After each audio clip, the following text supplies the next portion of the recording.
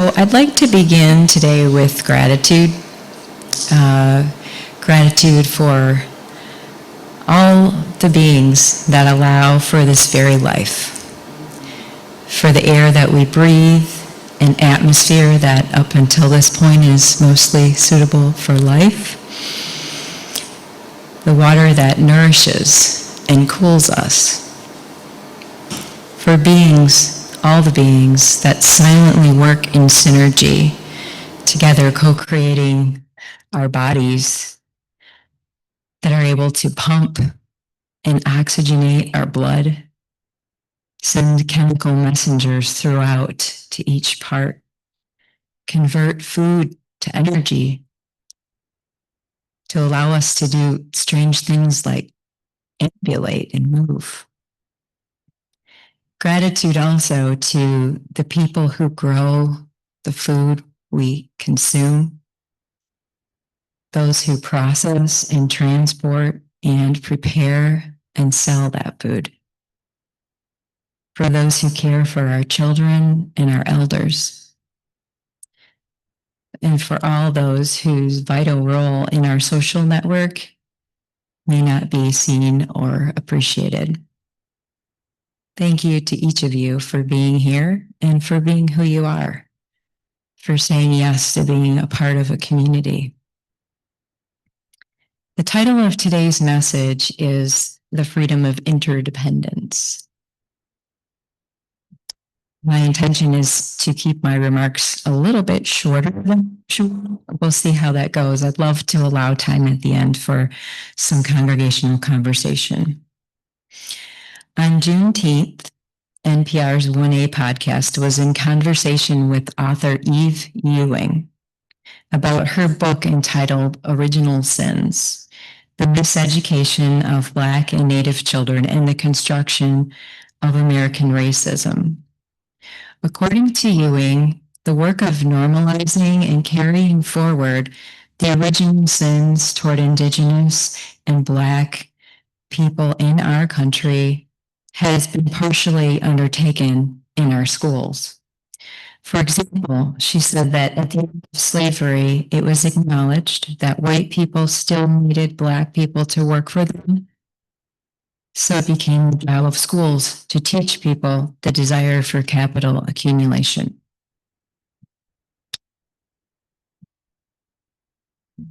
You may have your own feelings about that. I think that this education has been rather successful on us all.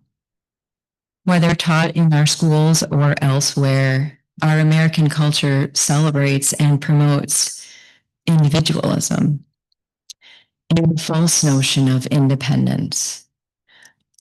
While it absolutely depends upon the work of unacknowledged others in countless ways.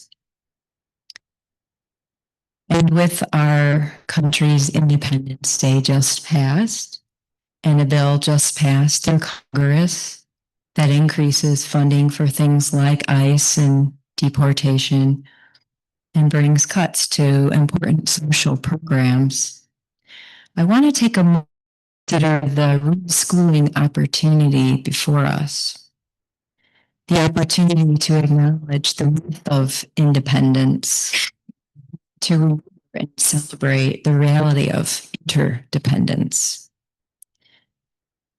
In his 1955 book titled No Man is an Island, the Trappist monk Thomas Merton famously wrote, "There is something in the very nature of my freedom that inclines me to love, to do good, to dedicate myself to others.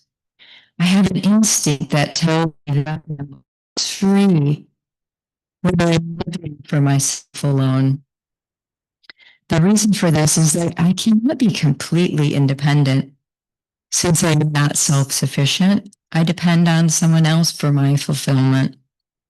My freedom is not fully free when left to itself.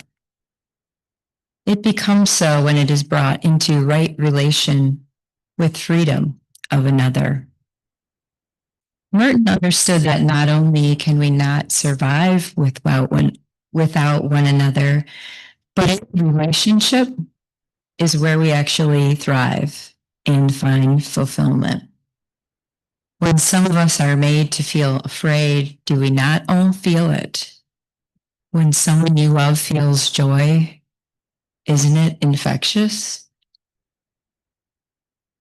None of us is or can be or can choose to be an island.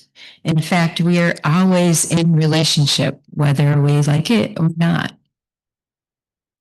Amidst the rise of nationalism that we're seeing currently, the most recent issue of Orion magazine had an article that I thought was interesting that was talking about naturalism that is arising. As they say, this naturalism acknowledges how implicitly we are each connected to a part of the natural world and how that symbiosis is reflected in relationship to self, to society, and to ecology. This new naturalism is essentially drawing parallel to human ecology from what has been learned of the underground mycelial networks of fungi. This particular notion speaks to me as an ecologist and someone who enjoys foraging, growing, and who also appreciates fungi very much. But of course, while calling this a naturalism has a really great mouthfeel, and indeed this perspective may be reemerging at a very needed time. It isn't really right. This is something that the field of ecology is based on. Relationships, connections, as Craig was talking about. The word ecology, the study of relationships and our connections with our environment wasn't coined until 1866. Before this, of course, Indigenous peoples have understood the ways in which nature is interconnected for a very long time. And this is called traditional ecological knowledge to our modern selves. One of the people featured in this Orion article is named Merlin Sheldrake. He's the author of a well-known book called Entangled Life that came out a few years ago. He's a biologist and he studied some of these underground mycelial networks. He speaks eloquently in this article on the topic of relationship and interdependence, so I'd like to share some of his words with you. He says, there are so many reasons why disrupting a neat notion of individuality is important. The illusion of separation has led us into great trouble. We are always engaged in symbiotic relations. Without the microbes that live in and on us, we couldn't grow or behave as we do. He adds, also think about all the other organisms that don't share a body with us, that we depend on either by consuming them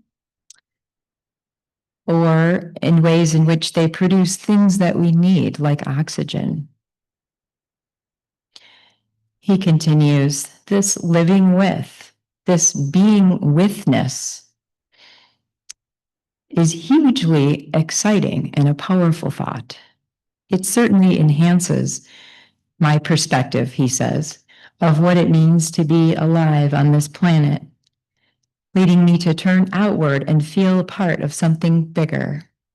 On the whole, those feelings are healthy and inspire me and make me feel more responsible for my actions. Given how difficult it is to draw the line around any individual, I think more important is to think about a co-creative relational field between organisms, that web we were drawing in the moment for all ages. And this relational field, he says, is a bit like M.C. Escher's drawing hands. You remember that one? With a hand drawing another hand, drawing the other hand. You really can't tell where the beginning is and where the end is. So we are in a co-arising, ever-moving, changing network of relationship, a dance with our biotic and our abiotic surroundings. Embracing this ecology and accepting that we rise each day connected to one another and the earth is a place of freedom, as Merton alluded to. In Buddhist lore, Avalokiteshvara is the bodhisattva of love and compassion. It is said that she lives on an island. Yet, in the ebb and flow of the sea surrounding her, she is able to see and hear all of the suffering of the world. And with a heart of kindness, she is said to have infinite hands reaching out to help. None of us is an island, are we? Not even an island is an island. It too is influenced by the sea and all sorts of things. Let us remember and carry forward this truth. Let us not forget to raise our infinite hands, asking, where does it hurt? How can I help? So I wonder, how is it that you understand and experience the truth of interdependence? How can we bring an honesty and a humility to how we see and understand the world, our relationships, and our reliances? What does it look like to embody the truth of interdependence day, day in and day out? The last words I would like to share belong to Joanna Macy. Joanna Macy has been a voice for the earth through her many decades of scholarship, activism, and teaching in ecological and spiritual awareness. She developed a powerful framework for personal and social change called The Work That Reconnects. At age 96, Joanna was recently entered into hospice care in her home. Joanna Macy says, "You are not a separate being. You belong to the living body of Earth. You are the Earth. Looking up at the stars, you are the Earth becoming conscious of itself." Thank you for your attention.